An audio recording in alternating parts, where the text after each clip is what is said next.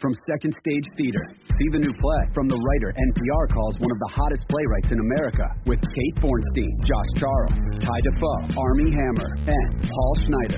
See Straight White Men on Broadway for 10 weeks only. Visit 2st.com.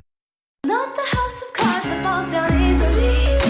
I'm strong enough to handle what you throw at me.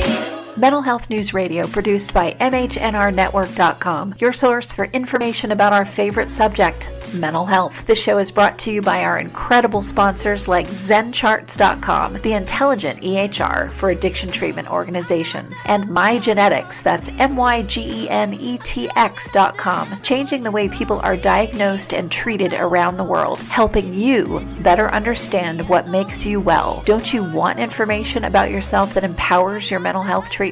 Also, who is minding the store, the finances of your behavioral health organization? TriadicLLC.com, that's TriadicLLC.com, is a full-service revenue cycle management and billing company focused on all the ins and outs of mental health billing. Our sponsors help keep this show on the air and advocating for everyone affected by mental health. Guess who that is? Everyone in the world. Take a listen to our show all the way to the end. You don't want to miss Miles the Therapy Dog's special goodbye.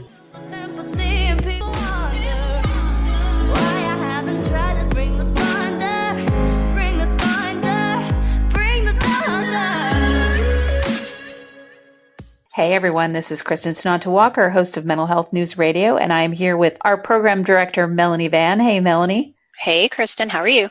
And of course, this is our roundtable discussions with Dr. Paul Meier. Paul, thank you so much for coming back on. Thank you, Kristin. Hi, Melanie. Hey, Paul. How are you doing? Great. All right. So tonight we're going to talk about helplessness, and then also another definition that's out there that's widely read is learned helplessness, what that means, how you can fall into that trap, and how you can get out of it. So let's start with you, Paul, in terms of your work with people when you see them in that helplessness mode. I see some people who don't want to be helpless. They'd like to be independent and think for themselves and be self-supporting and things, but they keep failing at it because they, for a variety of reasons, but mostly because they haven't had an opportunity to learn it or be forced to do it. And so there's some people who don't want to be that way who are. There's some people who want to be that way because they love being dependent on others. Mm-hmm. And the more we've talked about different personality types on our program before, like, perfectionists. Mm-hmm. We did a whole program or more than one. I think we did a couple of them on the perfectionists are usually very independent. And in fact, a perfectionist, if he falls in a 8-foot deep ditch and somebody comes walking by, he'll hide because he doesn't want anybody to know he's there because he wants to figure his own way out. But if a helpless person falls into a 3-foot ditch, he'll lay there crying until somebody pulls him up, right? Or her. And so some people like being helpless. The more emotional a person is, there's what we call in psychiatry a histrionic personality. That's the person that's real emotional. They're dependent. They're attention-seeking. They're seductive. So we used to call it hysterical personality. I think Aristotle called it that 2,500 years ago because he thought they had. He thought women who had a wandering uterus. They used to think that they had a wandering uterus, so they call it like the hysterectomy. Right. Hysteria. There's a movie with Maggie Gyllenhaal about that. It was actually oh, really? Yeah, it was a good movie. So people who are real histrionic, a lot of movie stars are real histrionic. Yes. People who are real histrionic tend to be more dependent, and they feign to be. They want to be helpless because they want to be taken care of. And then you mentioned learned helplessness. I'm not sure what you mean by that, Kristin. So why don't you define that? Well, sure. Learned helplessness is, let's say you have a parent who has been helpless, and so you learned how to be that way. Or there's a study, and I'm Googling it right now. I should have had it up. But there's a study that was done, and this is awful. Well, I'll read what Wikipedia says first. Learned helplessness occurs when people or animals feel helpless to avoid negative situations. A person by the name of Martin Seligman first observed learned helplessness when he was doing experiments on dogs. He noticed that the dogs didn't try to escape shocks in a cage if they had been conditioned to believe they couldn't escape. So Yeah, I agree with that. yeah, so it's this, if you're constant, like we hear about this mother and father in California that are in jail right now because they're one of the what is it, Melanie, 7 people, not just children, but was it 7 or 13? 13 kids, Yeah, I think. 13 kids. They're locked up. Yeah. From age 2 to 29, they actually weren't all children, but because they were so emaciated, they thought they were all children, but it was ages 2 to 29. Yeah, and they thought they couldn't get out, so they didn't try, and until the one teenager. So when I think about things like that, I think in the history of my family, there's always this one person in each generation. It's always been a female that is deemed the crazy one. They're usually the scapegoated child in the family, and they're the crazy one. They're the ones that scream and yell and cause problems for everybody because they just won't shut up. And that's the kid that makes it out of our generational abuse and actually goes out and has a somewhat, or at least more successful, happy existence and doesn't repeat the pattern of abuse. Yeah, kids, they didn't keep that learned helplessness going. Yeah, kids that rebel actually turn out healthier than kids that are totally. As psychiatrists, we worry about the kids that are totally compliant their whole lives.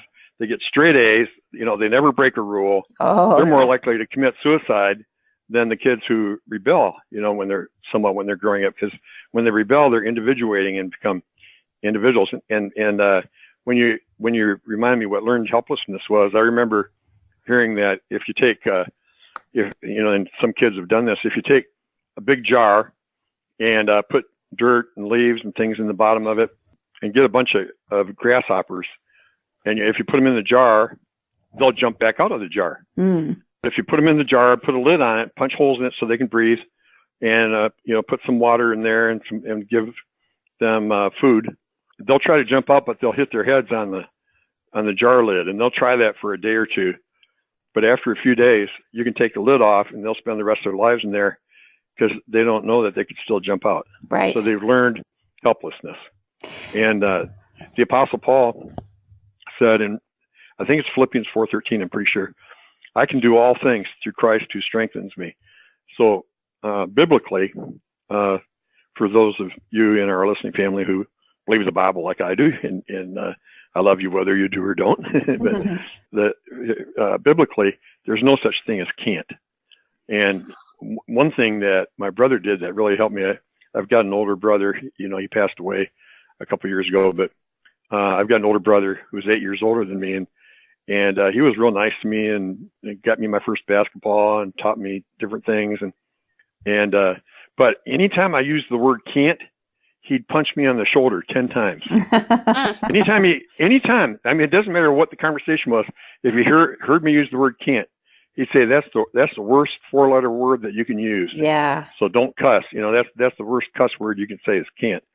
There's nothing that you can't do, especially if God wants you to do it. And of course, there's things I can't jump over the moon or something, there's, right. The absurd, but okay. That's what I wanted to say. Melanie, what do you think, Mel? Well, I think one thing that just immediately came to my mind was kind of, is third world countries that are stuck in the poverty, that just sticks around in these countries where no matter what they do, no matter how hard they try, they just don't have the motivation to make things different. And a lot of times that can be learned helplessness. It can be, they don't have the resources. But then another situation that immediately comes to mind is just, a child that grows up in a dysfunctional home.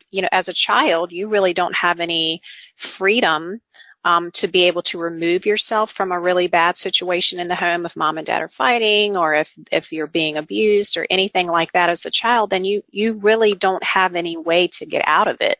And unless you're lucky enough for a family member or someone to step in and help you. So you just learn to live in the pain. You feel like you have no control over what's going on. And it's just like that grasshopper. You learn to live in the constant stress of what you're in. And I think learned helplessness is a powerful, powerful mind alteration in people's minds. It can lead to depression and anxiety, all sorts of other mental health issues, so that you just don't have the confidence in yourself to move out and past. So you just basically let life happen to you. So if you know someone in your life that they just let life happen to them and they don't go out and make life happen, that person may be dealing with some learned helplessness in their own lives, for sure. I'm gonna say something here, and I'm gonna be real careful not to be too politically incorrect. But the people that are on welfare right now, okay, and I'm not derogatory or complimentary or anything. I'm not being critical of anybody. There's an old saying, if somebody's hungry, do you bring them fish every day so they won't be hungry, or do you bring them fish and give them a fishing pole and teach them how to fish? Right. Yeah. And I think the healthy thing to do is to lovingly make sure they're not starving to death. You love people and want to help them, but you're really being unkind if you get people dependent on the government and they get learned helplessness support, government support. Right. Some of them just need to do that temporarily until they get on their feet, or they're going through a crisis, or they went through a bankruptcy or something. But there's some people that learn that as a lifestyle, and if we keep giving people handouts, then without teaching them skills, then we're not really being kind to that person. We're teaching them helplessness. And there was a huge poll done on like 300,000 people. I'm trying to remember the name. It's one of the national polls that used to be real big, but I forgot the name of it. Oh well, if I think of it, I'll tell you what poll it was. But there's a big polling group that used to be the number one polling group about 15 years ago, and then they quit doing as much polls on politics. But they did a poll of several 100,000 people, and for some reason they did it here in the United States and also in China. And they polled people to see what made them happy and what made them depressed. And they found out that 75 that people that are independent and not dependent, people that believe I can somehow, if they're broke, they go get an extra job. If they're lonely, they call somebody up. Right. If they have a need, they figure out a way to get it taken care of. People that are independent, 75% are consistently happy, and 25% will have some depression off and on. And people who are helpless and dependent and feel like they can't, and depend on others, if they're lonely, it's somebody else's fault that they're lonely. Somebody from the church isn't calling them up to take care of them. If they're broke, it's because there's people out there earning a lot of money and there's income inequality. Right. Because some people are working hard and earning a good income, and they're not sharing it with me, even though I don't work. I ought to get half. So people that are dependent, 75% are depressed, and 25% make it okay. So helplessness is, it causes depression. It's really a severe thing. Oh, there's something about, Gallup poll. That's Gallup. Gallup. There it is. Gallup. Yep. There's something about stretching those muscles. Just like, did I want to go on a walk with Melanie today where I've done no exercise all through the holidays? No, I did not, but I did. And I was like, maybe she'll forget and I can take a nap. But we took a walk anyway. We went up a few hills, and I was like, because I know that I've done this and I was training for a triathlon and all this stuff. Yeah, I know that it's only going to take a couple walks before I'm like, let's go for a walk. But when you stay in that mode, you just keep staying there. And it's that fight in you that wants to get you out of where you're at. And I think for me, coming from a family of learned helplessness, that's a hard default that I know what that feels like. I know what it looks like. I just, and I have to fight against that. And my fight, I think sometimes the reason why I became an entrepreneur was because I need to be teeter-tottering on an edge of excitement about things in order to combat fiercely the ingrained helplessness that is part of my family's culture. I didn't know that about you because you seem so independent.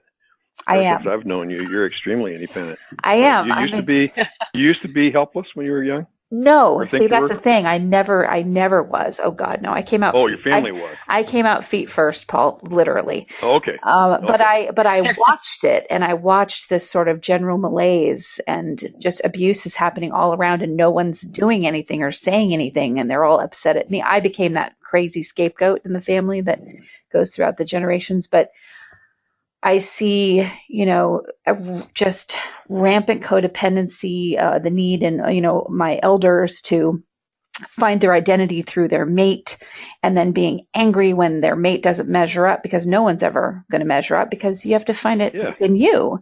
And I've had parents, my own parents think that I'm supposed to fulfill a partnership role for them, and me making parent decisions even when I was a young kid. And then the guilt and the angry with me when I don't comply, because I'm constantly trying to individuate. I feel the suck of neediness. And I want you to just be here for me, be for me, because I'm really strong.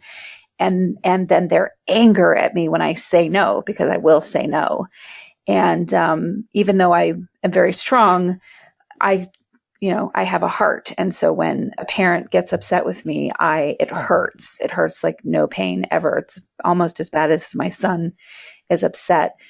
And, the guilt and all those things. But my fierce independence was out of the contrast of seeing family members absolutely have no idea who they are and not stretch those muscles to make themselves have their own identity. So I would. So you decided at a young age. Oh yeah. Probably what, 2, 3, 4 years old, or probably when I first started getting in trouble. Yes. People can change with therapy, and with marriage can help change somebody. And that, we learned in residency, there's 3 things that can change a man dramatically: falling in love with a woman, Mm-hmm. therapy, and God. Right. And but I think that most helplessness that people have in life today was probably there by their 6th birthday. I think some parents are so controlling that they want to think for the child. They want the child to be dependent on them. It makes them feel powerful. Yes. And if a child thinks for himself, that upsets the parent. It makes them angry, because they want to be they want to be in control. I've got a patient, without mentioning any names or anything. I've got a patient who is a young adult.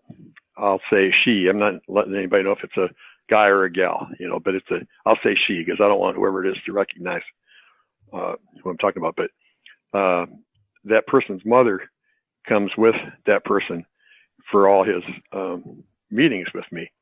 And whenever I ask that person a question, the mother answers. Mm-hmm. And I finally last week said, politely, I said, would you mind not answering for so-and-so? I really want to learn what, so-and-so, how really so-and-so feels about that. Yeah. What symptoms that person's having. A lot of times it's learned. I'll say this, and then Melanie, I want to pass it to you. I learned this when I was doing, when I was actively with my therapy dog, and we went to hospitals and we were on psych wards and in behavioral health places, but that I didn't learn anything too much about learned helplessness there. I wasn't paying attention to that, but I saw this, and in no way am I saying that stuttering is learned helplessness at all.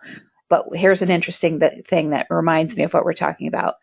I would take Miles to the library with me, and kids that had some kind of speech impediment would come in, or a reading issue. They would come in and read to him.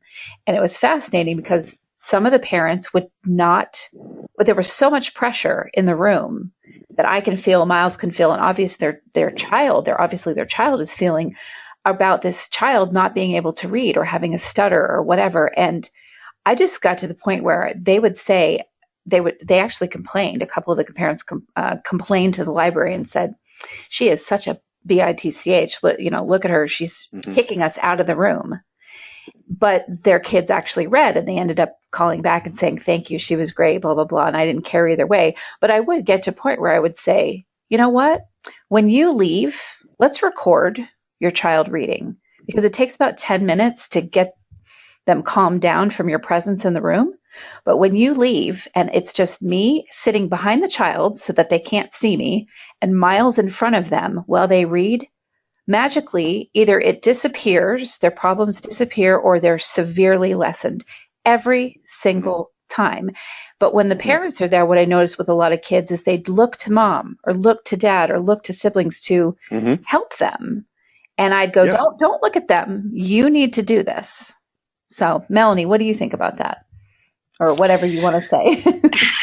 Well, I've definitely seen that kind of dynamic work out too, Kristin, with parents and Paul too. Paul, I've definitely had, I've definitely eventually just had to ask parents to leave sessions with their kids so that the child would have a chance to express themselves.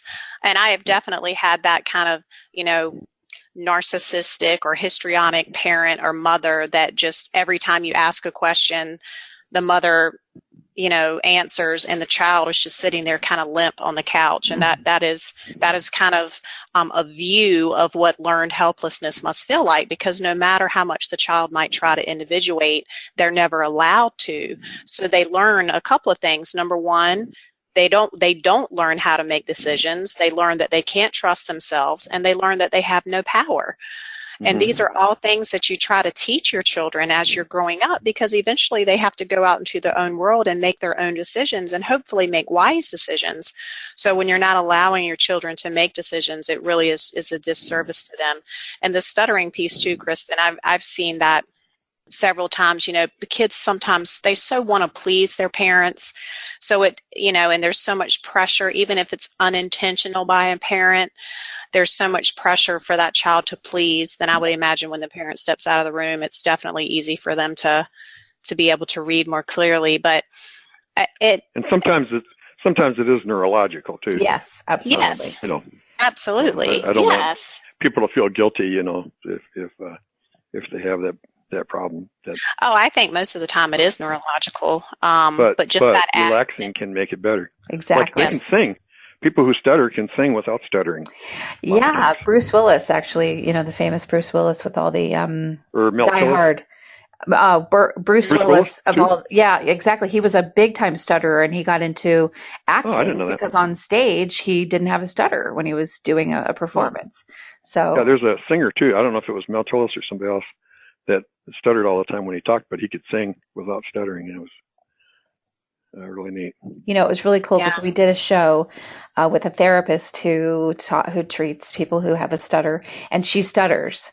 And we just did the show as is. And I told my editor, don't speed anything up. Don't fix anything. I want this to be heard exactly as is, because there's enough stigma about this out there. Let's just hear exactly how someone talks and how they learn to, it's again, building that muscle of, okay, this is something that I have that is part of me.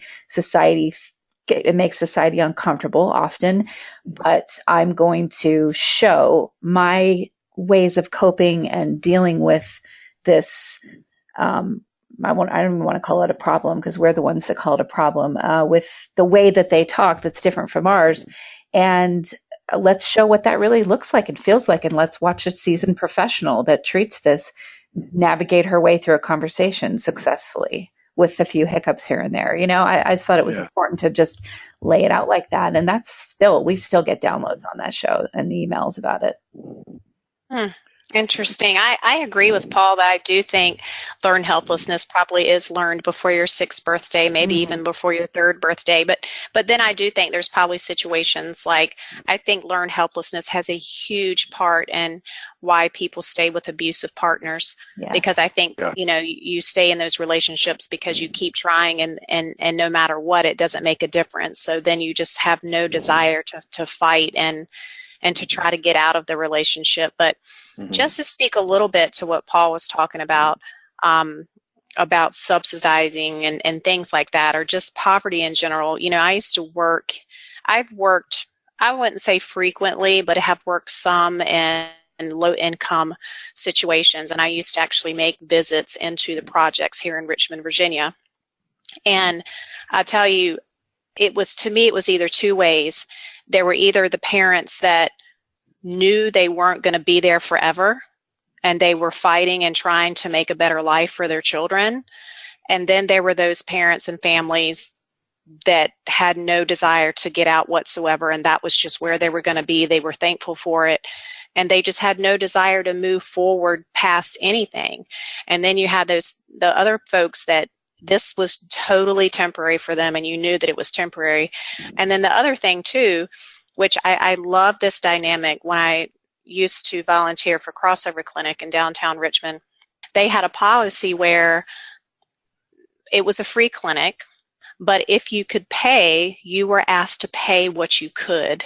Mm-hmm. And every single time when patients would come in and pay, they were more adherent to their visits. They would show up more often. They would take their medicines more often. And it gave them some pride. So instead of taking their pride and just seeing them for free, I mean, I would stand in the back office sometimes. I wouldn't have clients, and I would just stand up and greet people. And those people that would come up with $2, and that was all they had to pay for their visit, they just seemed so proud to be paying something. And those seem to be the patients that would be able to, stick to a treatment plan and move forward. So there is some psychological something that goes on there. I'm not quite sure where it is.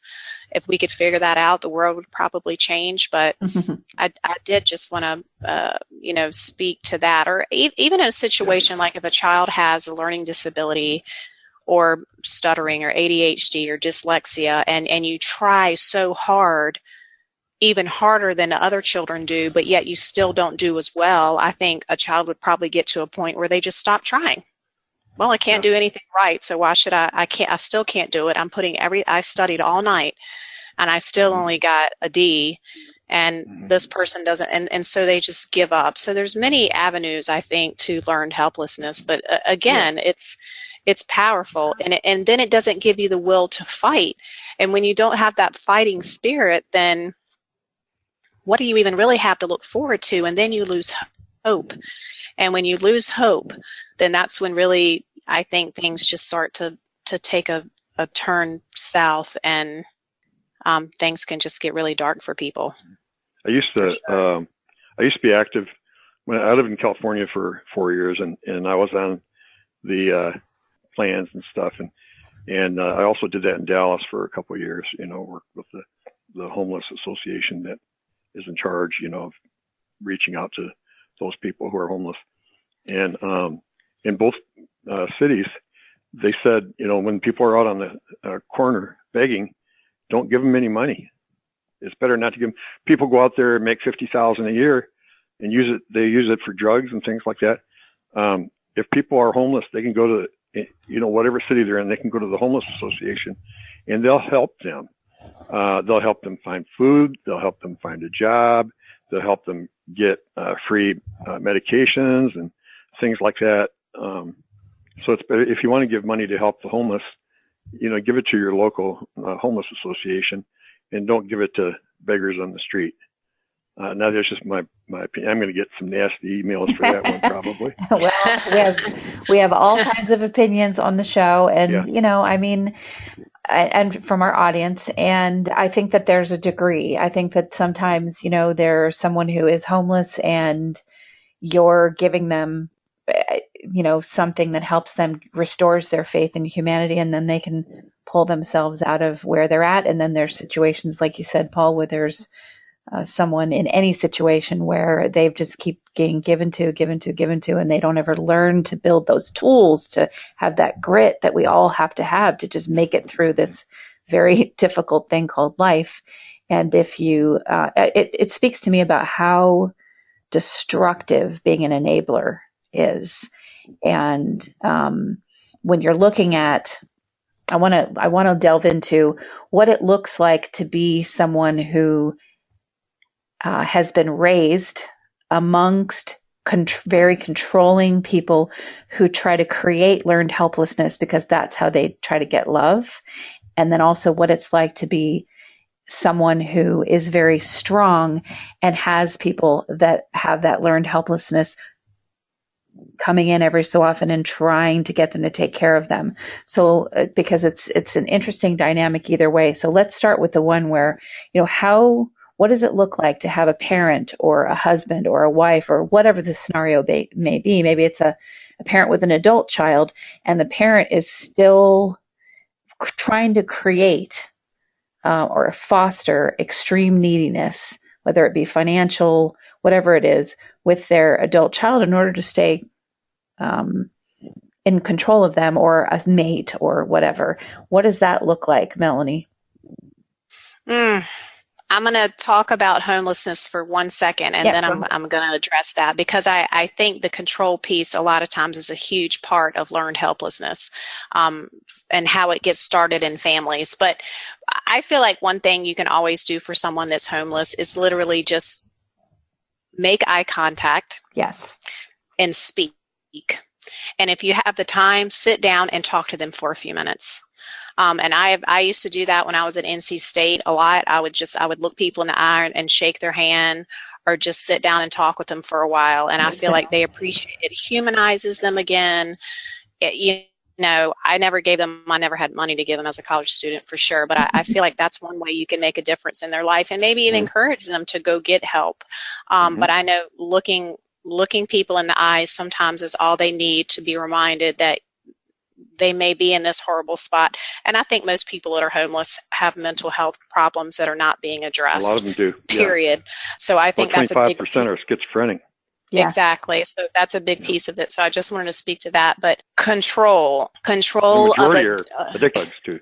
Yeah. Yes, I think a lot of them are addicts, but I think a lot of times they're just self-medicating. So that's a complicated, homelessness is a complicated situation for sure, but there are lots of good programs out there. But Kristin, what you were speaking of, and that is, a parent trying to control an adult child and still trying to foster that learned helplessness relationship within. When a parent treats a child so that the child has learned helplessness, then the child, like we were saying, never individuates. And that brings the parent safety, because the parent probably doesn't have enough of their own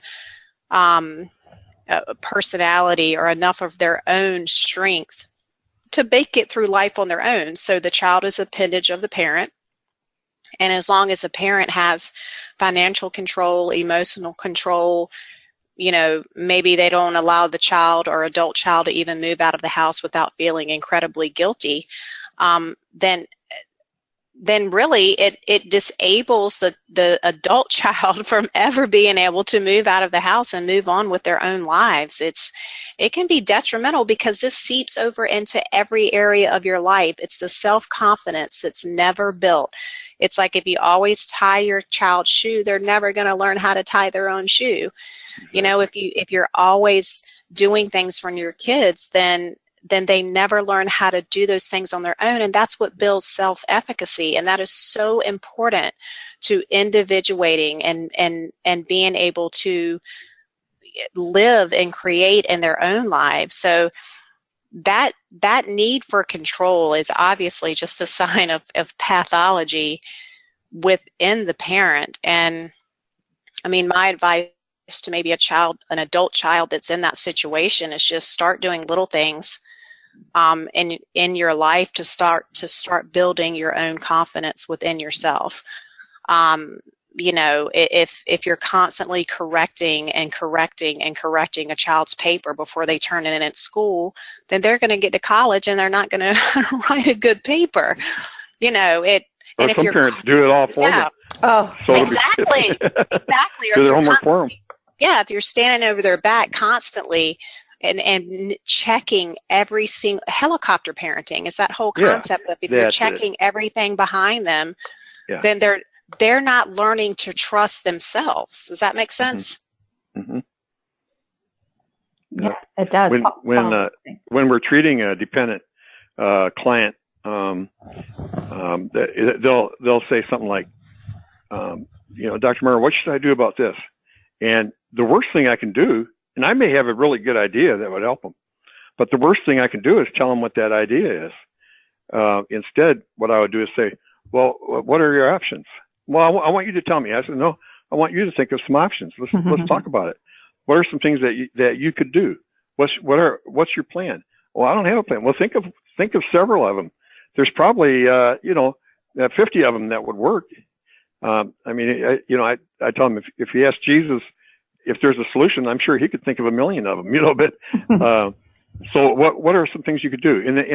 And they'll start thinking of a few things. And I've got this best answer in the back of my mind, that I think would work the best. But I'll keep asking them, and then when they come up, and maybe give them a few little hints, and when they come up with what I think would be best, or even something else that's totally not what I thought would be best, but sounds good, I'll say that sounds like a really good plan that you came up with, and I'll say you came up with that plan, and then I'll say so why don't you try your plan this week that you came up with, and next week when you come back, we'll discuss what happened.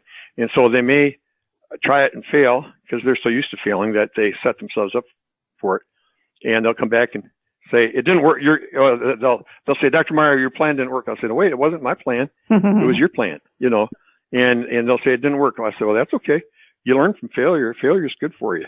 So if plan A didn't work, so what's plan B? Let's come up with another plan. And then if they call you on the phone and for an emergency call, and they say, Dr. Meier, blah, blah, blah, blah, blah. I'll say, well, what do you think you ought to do about it? And I'll make them think. And at least I used to do this when I did therapy all the time. Now I just do meds most of the time. But and so after a while, they'd come to their session and they'll say, I almost called you this week because I had an emergency, but I knew you'd just make me decide for myself what to do. So I just figured it out on my own.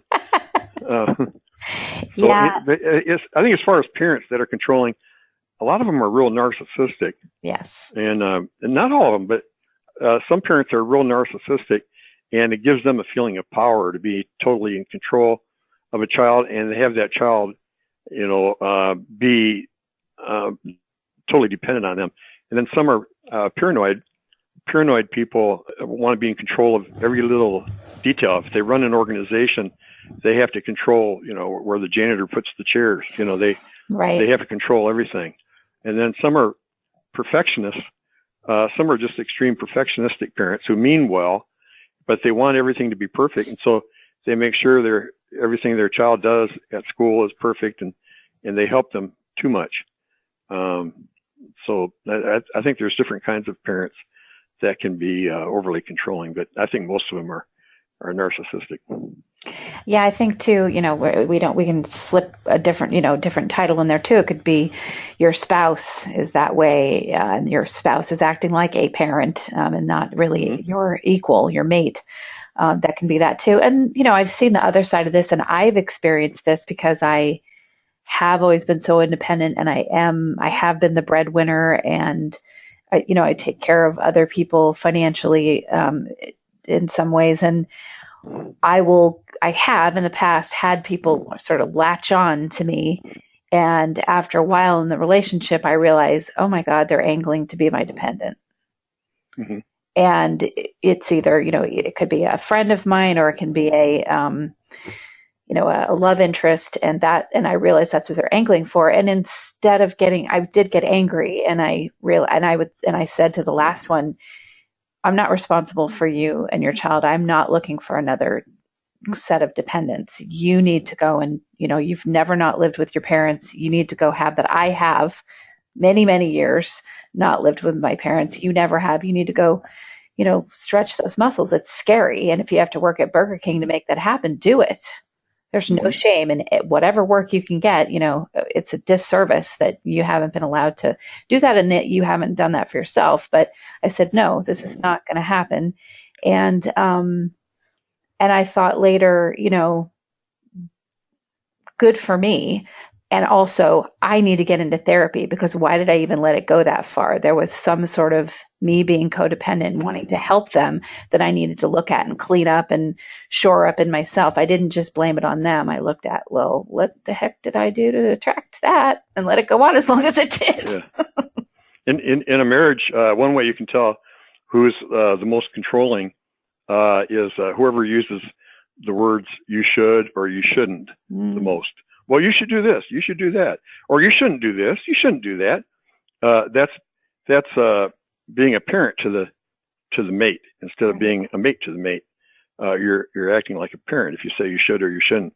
And it's healthier to say, here's how I feel when you do that. Now, whether you do that or not is your business, but I feel sad or I feel angry or I feel happy or whatever. I feel this way when you do that. And that way you're giving the other person the freedom to decide whether to change or not. And they're a lot more likely to change. If you tell somebody, if my wife told me I should or shouldn't do something, I'm going to almost automatically argue, Same just because here. it irritates me to have anybody tell me you should do this, you shouldn't do that, because that implies I'm doing something wrong, even if they're totally right.